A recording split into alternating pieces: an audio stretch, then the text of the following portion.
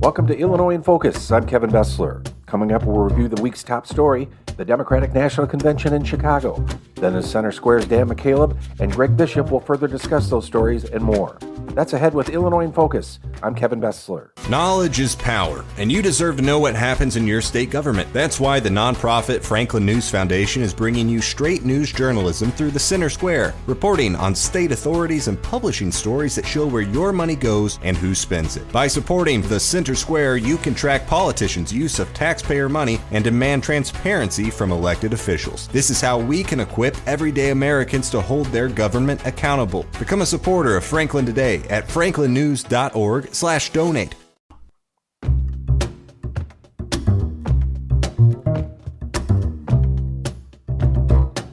Welcome back to Illinois in Focus. I'm Kevin Bessler. Here are some of the top stories from the past week. Chicago Police Superintendent Larry Snelling has high praise for his officers after protesters confronted them during the Democratic National Convention. Jim Telemonte has more. Video footage showed protesters burning a U.S. flag and throwing signs at police as they demonstrated outside the Israeli consulate in downtown Chicago. Police Superintendent Larry Snelling said Wednesday that the protest group showed up with the intent of committing acts of violence. We declared a mass arrest after our officers were physically confronted and attacked. Snelling said female officers did not lose their cool when they were targeted by protesters. The vicious, nasty, sexually explicit things that were said to those women, absolutely disgusting. Snelling said between 55 and 60 people were arrested. He said there were also counter-protests, but they were peaceful. In Chicago, I'm Jim Talamonte.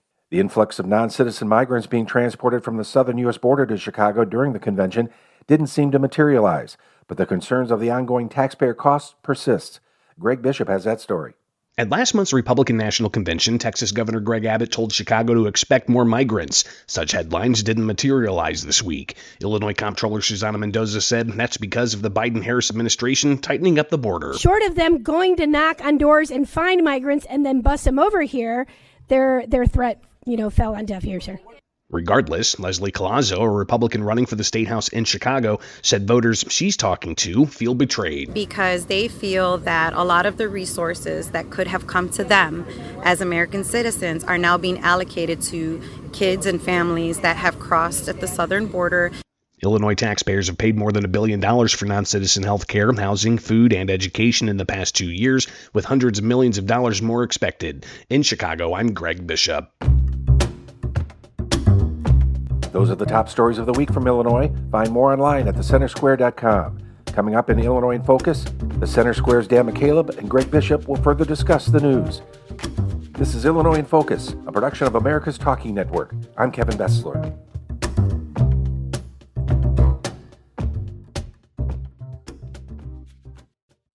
Some people would call him a loser. He ran for state office. He was beaten. He started a business. He failed. He ran for Congress. He lost. He was nominated for vice president. He lost again. But he knew only those who never tried are the real losers. And Abraham Lincoln was no loser. Persistence. Pass it on. From the Foundation for a Better Life at values.com.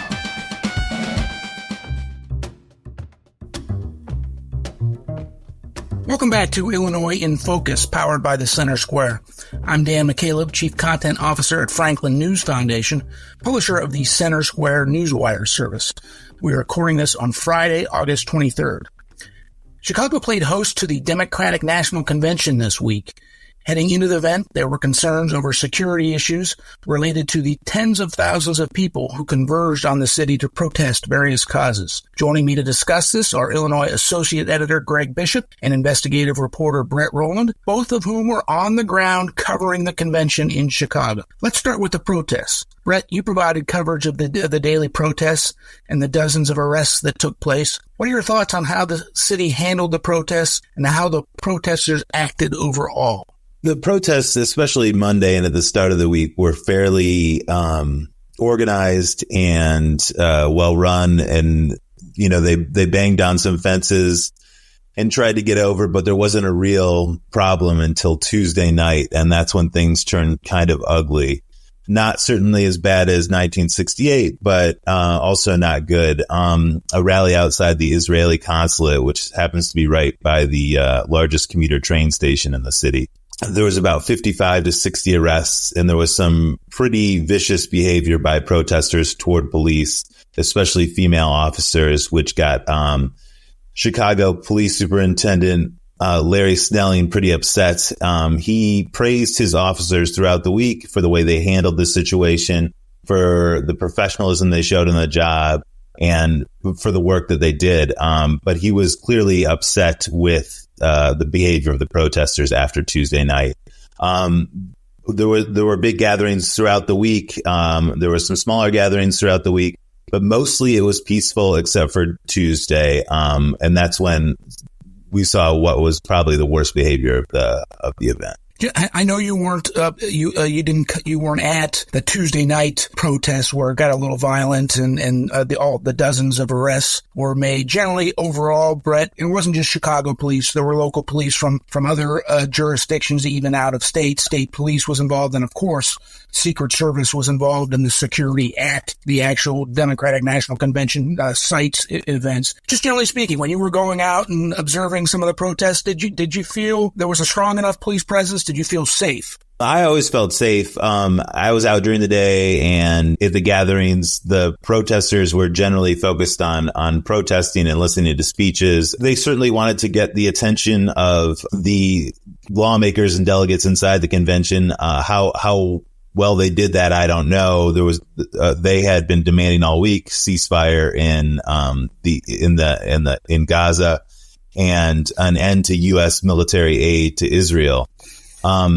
But some of their demands for the convention, such as having a speaker, a Palestinian speaker, were never met. And how effective they'll be, I guess, remains to be seen. But the police were all over the city. We had National Guard, we had Illinois State Police, we had Chicago PD, and also officers from everywhere else. And then inside the convention centers, we had Secret Service.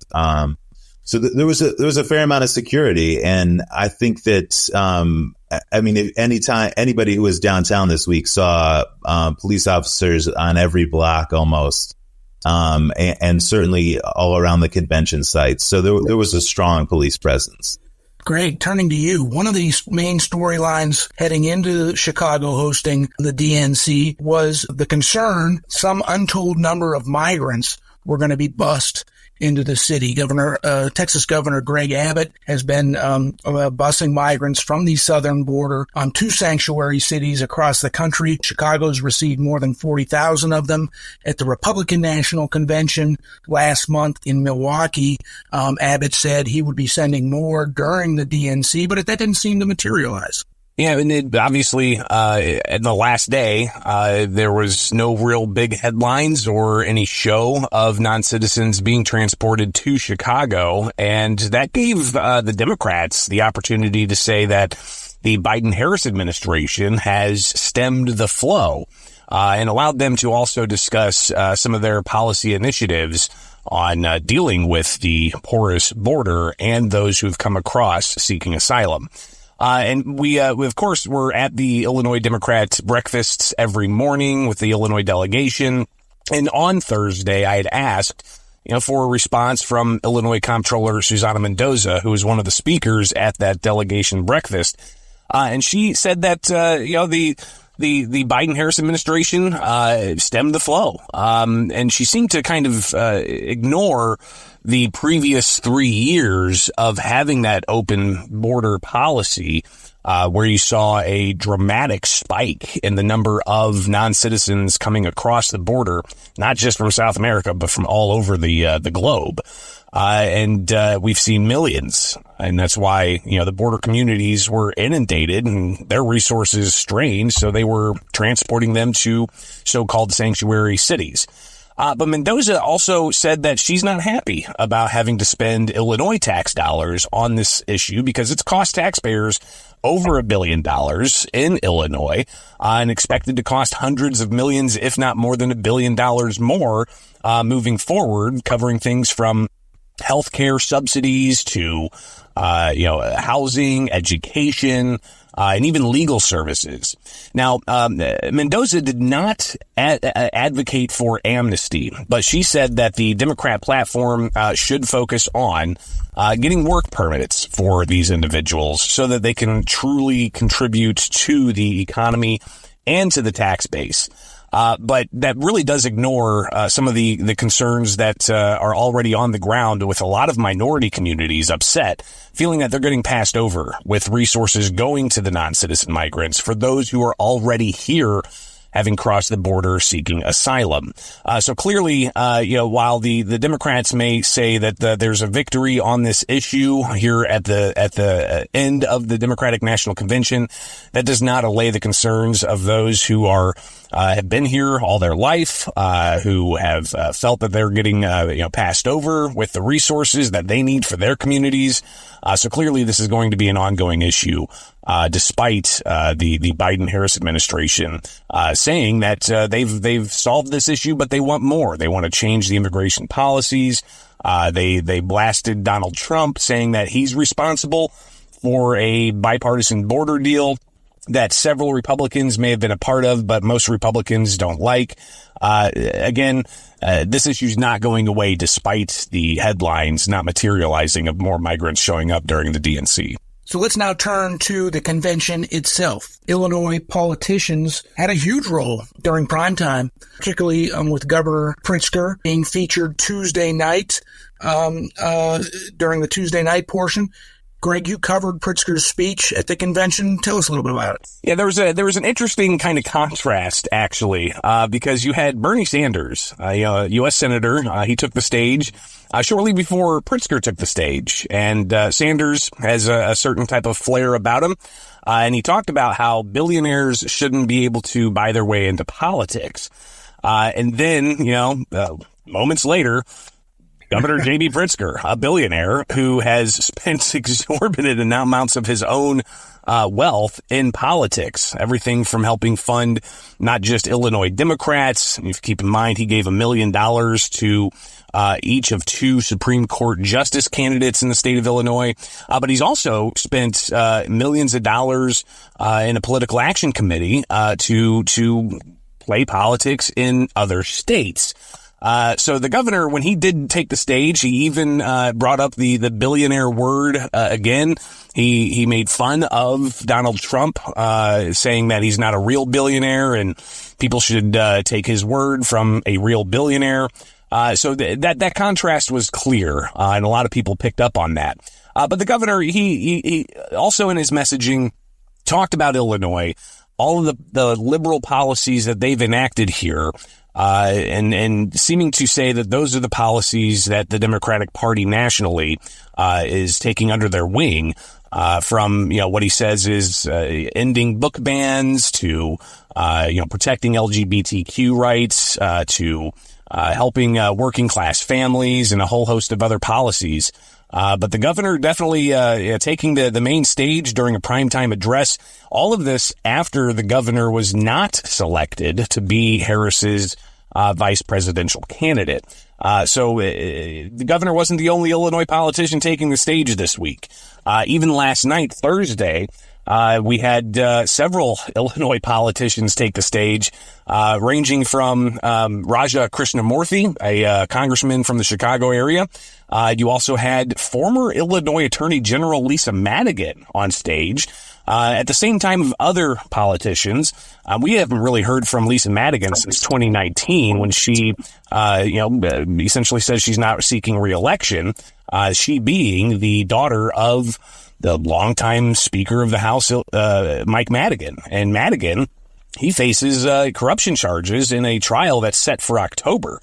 So that was an interesting choice to bring Madigan on stage, Lisa Madigan on stage, where she just had a 2-minute speech or so where she talked about Kamala Harris as an attorney general, helping homeowners during the housing crisis. So that was her role on stage. But then we also had former Republican U.S. Congressman Adam Kinzinger take the stage. And he was one of the final speakers Thursday night, taking a primetime spot where he talked about how people should support Kamala Harris. This is a former Republican congressman who Illinois Democrats drew him out of his district. So he ultimately didn't have another term after the maps were drawn by Illinois Democrats. Despite that, Kinzinger took the stage for the Democrats party and advocated for Kamala Harris while blasting Donald Trump, saying that Donald Trump acts like a big man, but he's a small man, acts like a righteous man, but he's not.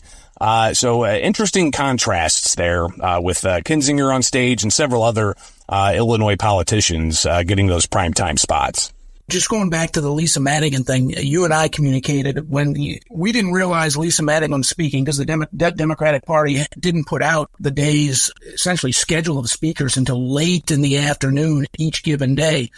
And when it finally came out Thursday that Lisa Madigan was on there, I was shocked that she came out of nowhere since she's essentially stepped down as the state's attorney general, as you mentioned. She's largely been out of the public eye. I mean, what were your thoughts when you saw that Lisa Madigan was going to be speaking? My initial thought was, is she getting back into the political space? Is she going to try to build back and have like some kind of comeback for getting into politics again? Because, she was a longtime attorney general while her father was the state speaker of the Illinois House. And seeing her name on that list of speakers really kind of just seemed to catapult her back into the political spotlight. What this means for her in the future, are we going to hear from her more? That's something I think we have yet to see, but we'll be keeping an eye on that, especially the timing. The timing is fascinating because, as I mentioned, Mike Madigan facing trial for what federal prosecutors called Madigan Enterprise, allegations of corruption and self-dealing, things that were going on for nearly a decade from when Lisa Madigan was the attorney general, the top law enforcement officer of the state of Illinois. What did she know about the charges that were looming over Madigan? What did she know about her father being caught on wiretaps for other cases? All of this, just piques our interest as reporters wanting to get to the facts and get to the bottom of things.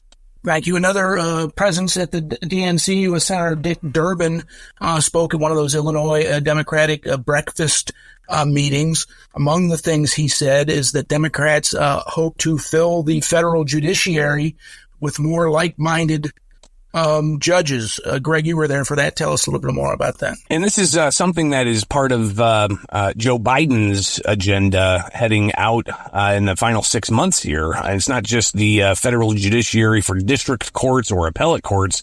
There's also a push by Democrats to bring reforms in the U.S. Supreme Court.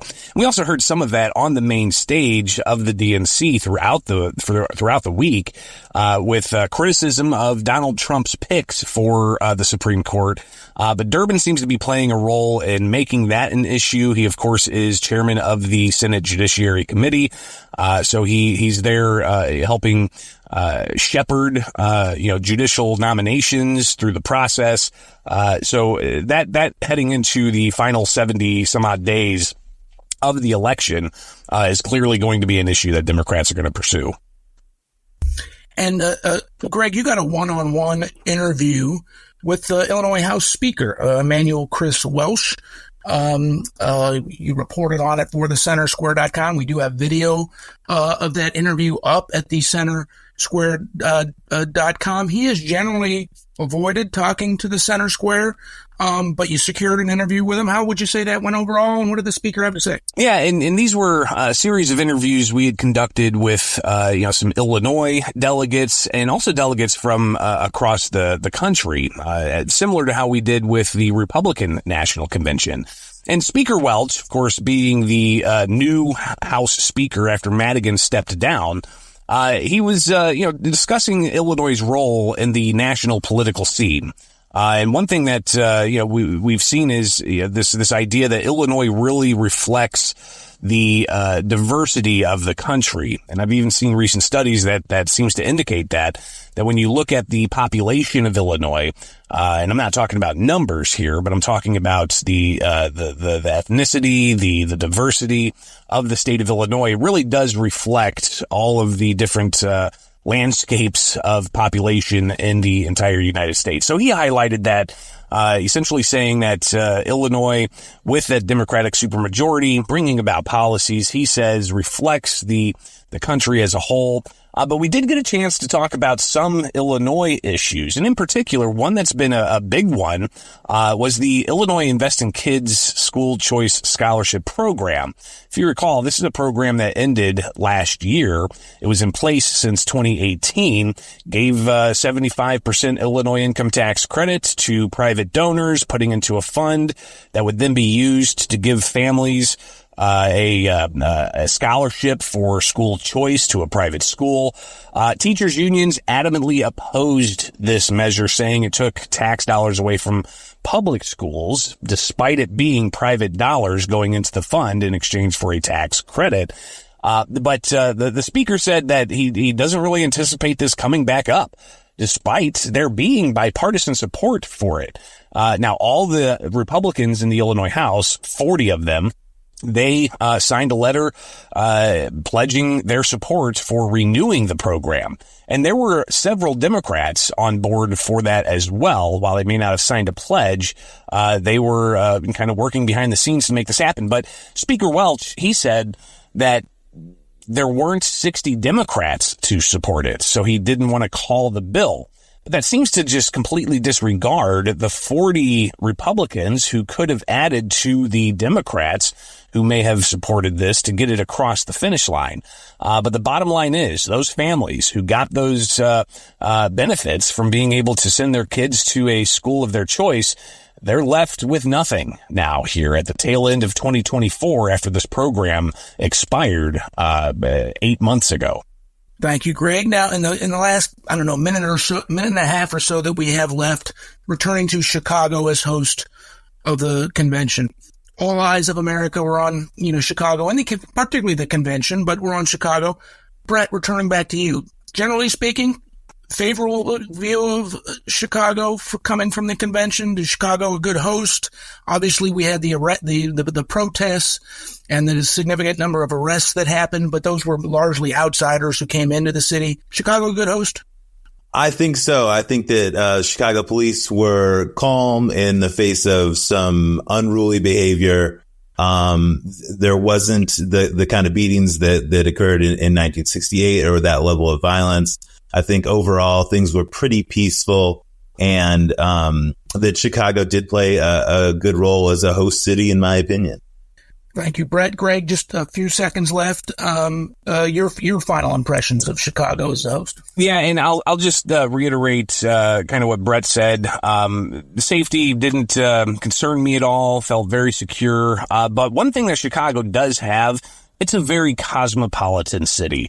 I ran into at the bed and breakfast we were staying at a couple from France. And they were very curious about all that was going on here. And I was able to give them a civics lesson on United States politics. And I also ran into some young gentlemen from Ireland just in this small little area we are where we were staying. So I think clearly Chicago being on the national stage, reflecting some of what the United States is as a whole. It's very cosmopolitan. There's a lot of different voices. There's a lot of different faces. And Chicago, I think, was a good city to host the Democrats. Greg and Brett, thank you for joining us today. Listeners can keep up with all the news out of Illinois at thecentersquare.com.